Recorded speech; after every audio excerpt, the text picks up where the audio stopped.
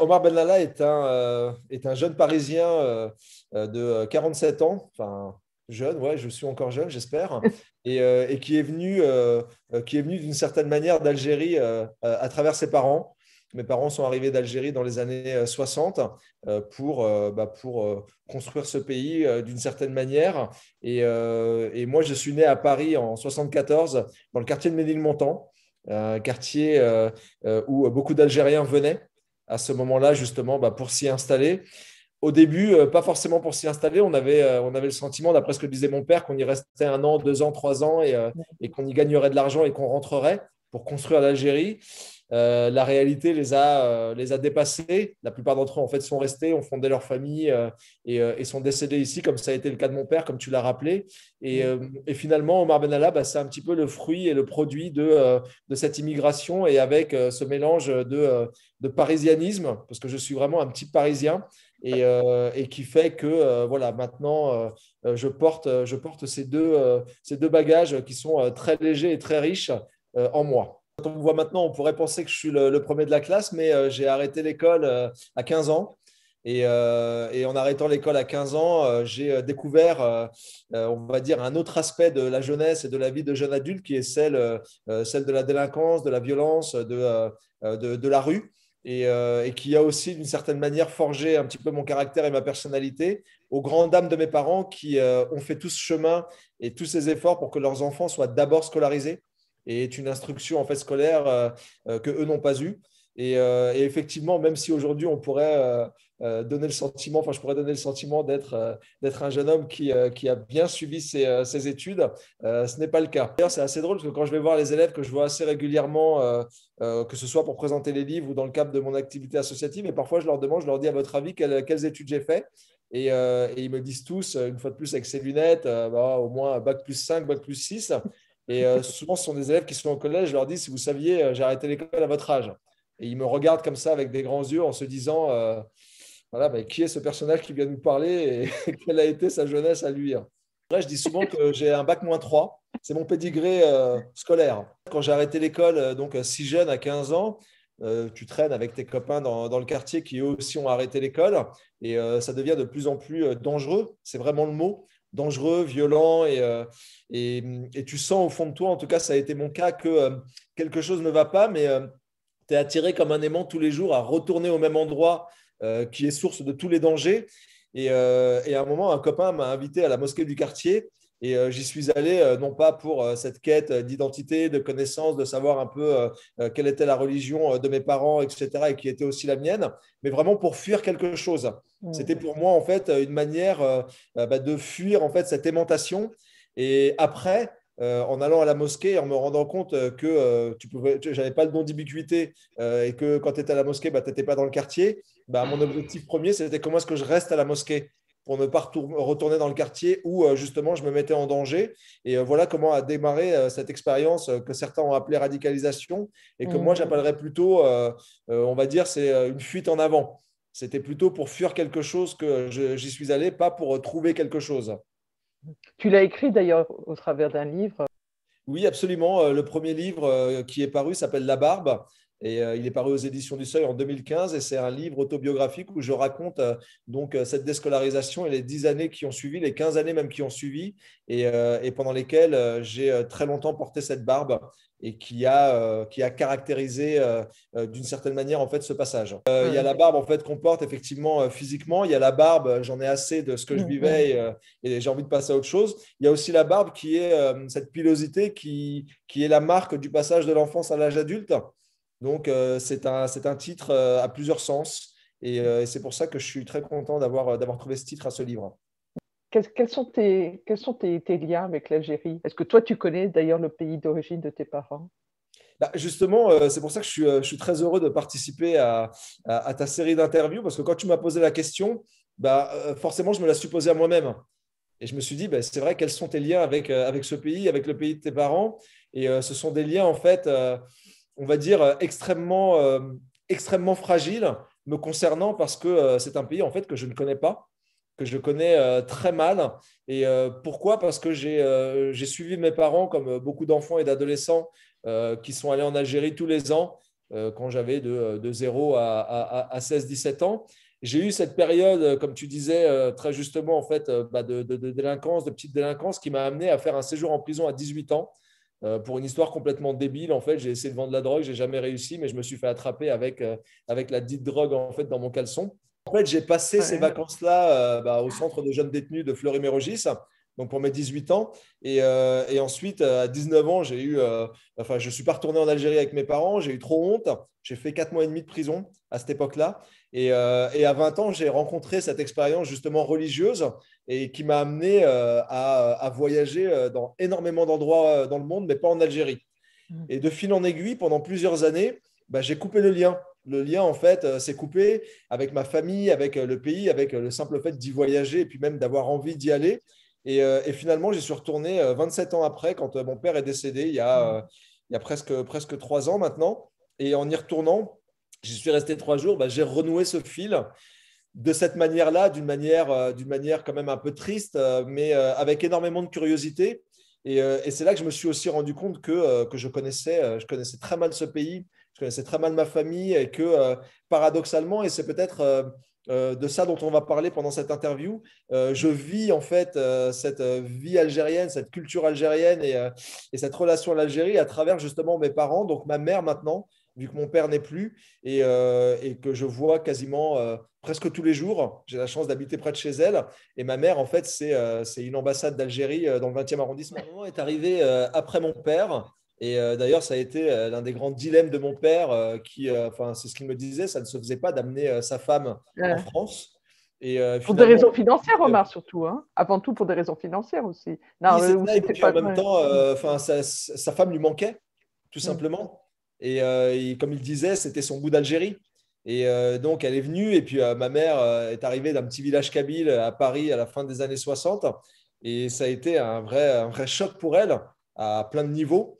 Je m'en rends compte maintenant de plus en plus en discutant avec elle, alors que j'y avais jamais pensé, bêtement. Elle Tout avait à fait. 20 Mm. ans, la Mm. vingtaine.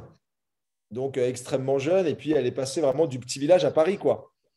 Donc, enfin, je sais pas si aujourd'hui on parle beaucoup de stress, de situations stressantes, de traumatisme, parfois juste pour un mot qu'on nous aurait dit. Enfin, je sais pas si tu imagines le saut dans l'inconnu et dans la quatrième dimension qui a été le sien. Et finalement, en fait, ma mère, pour tenir, a amené l'Algérie avec elle. Et maintenant, j'ai aussi ce rapport à l'Algérie vraiment vivant et réel et concret et culturel, et tu peux l'appeler de la manière que tu veux, grâce à elle, parce qu'elle a gardé en fait cette Algérie-là, ce rapport à l'Algérie avec elle, et ça fait 50 ans maintenant qu'elle est en France, et ça fait 50 ans que l'Algérie est avec elle en France. Ça passe par quoi? Par le fait de parler, par exemple, kabyle à la maison? Alors oui, pas avec nous parce que nous, on a toujours parlé français ensemble. Elle nous a toujours aussi parlé kabyle, mais on s'est très rapidement échappé vers le français. Et en fait, on a parlé français, mais avec sa meilleure amie, en fait, avec qui elle parle aussi cette langue-là, avec sa famille, parfois avec ma grande sœur. Elle parle aussi kabyle parce que ma sœur le parle. Et donc, oui, il y a vraiment d'abord ce rapport à la langue, mais c'est quelque chose de beaucoup plus profond que ça. En fait, c'est un tout, quoi. Mm. Enfin, pour répondre à ta question, mon rapport à l'Algérie, c'est mon rapport en fait à cette femme qui est ma mère et qui porte en fait sur ce pays, sur ses épaules, avec énormément de fierté, de légèreté et en même temps sans se poser de questions. Mm. Pour elle, son moyen à elle justement de tenir personnellement et j'imagine de garder ce lien avec ses enfants, c'est de porter l'Algérie, hein. Et Ouais. dans vraiment tous les aspects de sa vie et de son existence. Moi, je pense, parce que comme tu dis, j'ai la chance de l'interroger et de lui poser des questions en fait qui permettent de mieux comprendre un petit peu son sentiment quand elle était là. Et en fait, elle s'en est pas forcément rendue compte, comme tu dis très justement, alors qu'il y avait vraiment matière à exploser, à s'offusquer, à être en colère. Enfin voilà quoi, elles ont quand même vécu des choses. Enfin, elle a quand même vécu des choses qui sont quand même enfin, extrêmement dures, extrêmement fortes. Nous-mêmes, enfin, je ne sais pas si j'aurais tenu une journée en fait dans sa situation et dans les conditions Mm. qui étaient les siennes. Et je ne parle Mm. pas simplement des conditions en fait Matériel. matérielles, hein, parce que Mm. c'était des gens extrêmement pauvres qui vivaient dans presque des espèces de garnis. Enfin voilà quoi, c'était très compliqué. Et je ne parle même pas de ceux qui sont arrivés dans les bidonvilles, c'est encore autre chose. Mais maintenant, le fait d'avoir son fils qui en discute avec elle, elle-même, en fait, se rend compte de l'héroïsme dont elle a fait preuve et du courage et de la patience, parce que pour elle, c'est presque quelque chose en fait de logique. Comme tu dis, elle est venue rejoindre son mari, il fallait s'occuper des enfants, elle s'en est occupée, il fallait les nourrir, elle les a nourris, il fallait patienter, elle a patienté. Comme si en fait c'était un espèce de destin de fatalité qui était le sien, alors que non. Il y a énormément de choix en fait dans la vie et finalement, elle se rend compte maintenant en discutant justement avec ses enfants que ces choix-là, elle les a d'une certaine manière en fait portés, même si elle ne les a pas choisis, et que c'est vraiment admirable.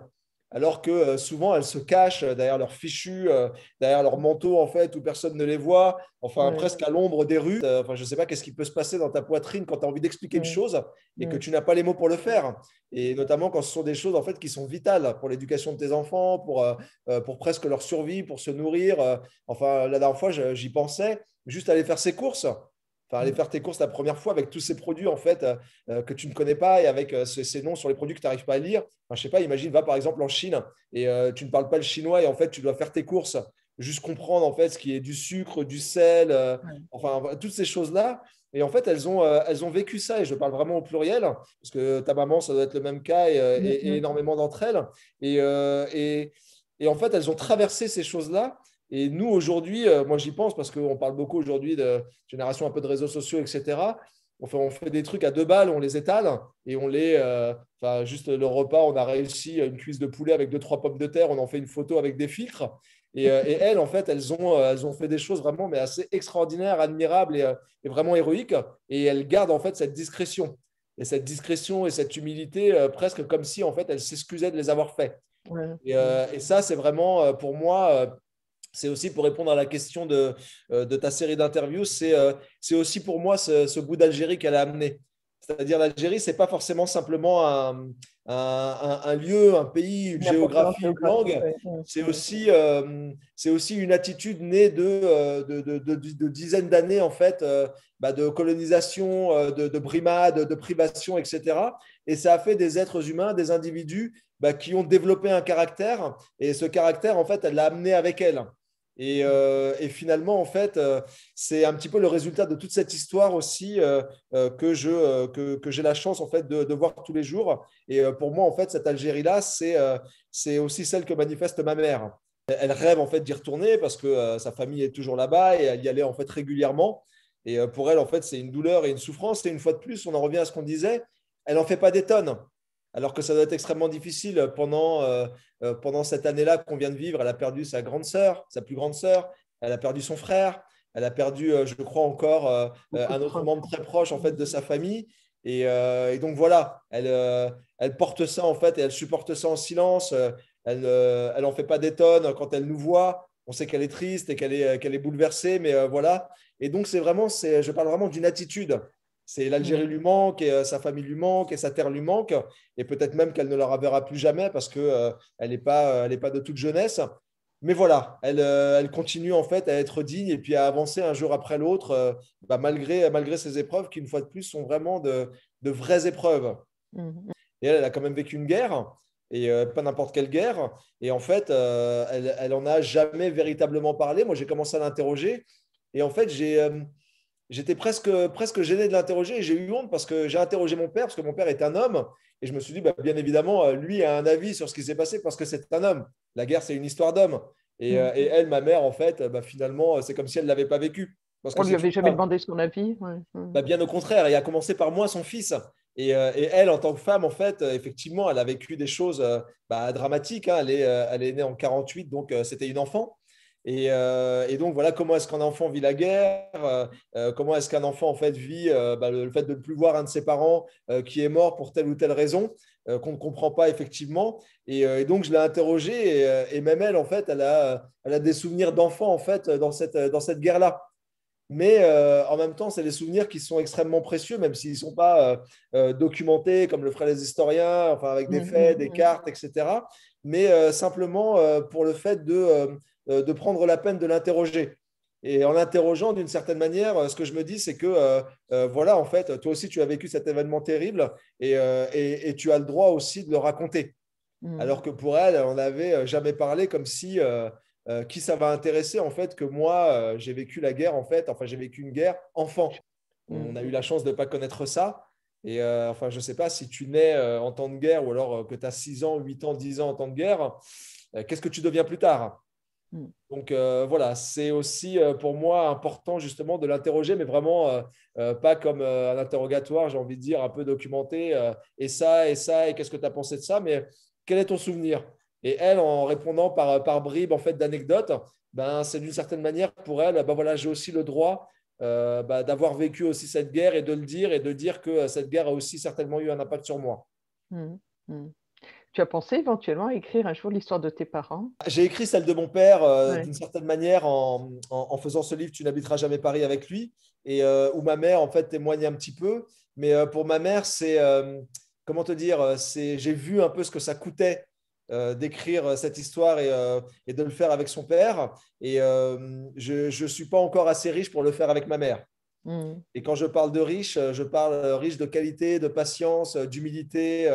Je suis encore un petit-fils très orgueilleux, très con et très ingrat avec sa pauvre mère pour me mettre à sa hauteur et pour recueillir véritablement son témoignage, comme j'ai pu modestement le faire avec mon père. Et il a eu un cancer des poumons.